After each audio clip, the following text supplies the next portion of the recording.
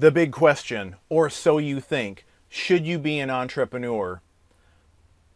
The entrepreneur test questions, here they are. Ta-da! You won't find any of them here. If you do a little Google search, there are literally thousands of tests out there with hundreds of questions about finding out if you should be an entrepreneur or not, or if you have the right personal characteristics, etc. Are these tests helpful? Well, sure, to a point. There are certainly personality characteristics that make one entrepreneur excel more than others, but the plain fact is that there are successful entrepreneurs with every good and bad characteristic that you can think of. Are you cut out to be an entrepreneur? Yes, absolutely yes. The simple fact that you are taking this course right now means that you have the potential to create your own business and that you can create something different in your life. Can anyone be an entrepreneur? Absolutely. For example, let's say you don't like selling in person. Could you still be an entrepreneur? For sure, this only presents a challenge to go around. For example, you could have someone else sell for you, or you could dive right in and just do it yourself, and you get better at it and overcome that fear of selling in person. Or you could choose another selling strategy, like having technology like a website sell for you. There are a lot of different myths out there about entrepreneurs. One of them is that entrepreneurs are somehow superhuman and have all of these special characteristics. Show me any successful entrepreneur and you'll show me someone who has lots of problems and character flaws. Some of the most successful entrepreneurs have bad addictions, health problems, relationship problems, you name it. They are just like the rest of us. If you are doubting that you have what it takes to start a business, then that's a confidence issue. Parents, friends, etc. may have told you in the past that you couldn't do it. That has more to do with them than it does you. If you're lucky, when you tell your friends and family that you are starting a business, they will say, go for it. And yes, you can do it. However, it can often be the other way around. Unless you are already surrounded by entrepreneurial types of people, they will probably not be encouraging. They may say things like, what do you want to do that for? Or most businesses go out of business, etc. Your friends and family likely are not purposely trying to tell you that you can't do it. They just don't want you to change. They are happy with you the way you are.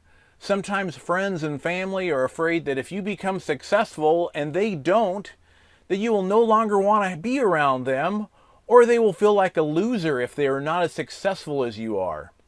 Here's a good analogy. On one of my trips to Jamaica, I got introduced to hermit crab racing. That's those little crabs that put the shell on their back, race around on the beach. You've seen these. Maybe you've had them as a pet or something before. But anyway, before the race got started, all of the hermit crabs were placed in a large bowl on the ground. Now, of course, these crabs wanted to get out of that bowl. And just as one of them would start to get to the edge to crawl out, just about ready to get out of there, another crab would pull him back in. Does this sound familiar? Do you have hermit crabs in your life? If so, it's best not to share your dreams and ideas of owning your business with them. Here's another example. When I told my friends and family that I was starting a DJ company, I don't remember getting any positive support. I do remember hearing that being a DJ wasn't a real business, that the title of being a DJ didn't sound great, that you couldn't build a DJ company in a small town, etc. But you know what?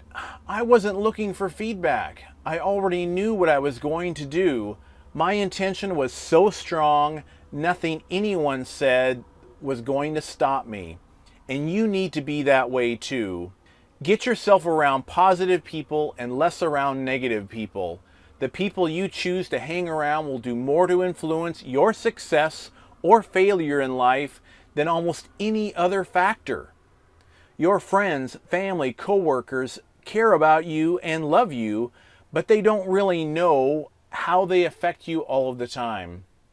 As soon as you say you're going to do something different, like start a business, move to another city, etc., you get a barrage of opinions of why you should or shouldn't do that. You are the only person that can figure out what's right for you. These two quotes sum up this idea nicely.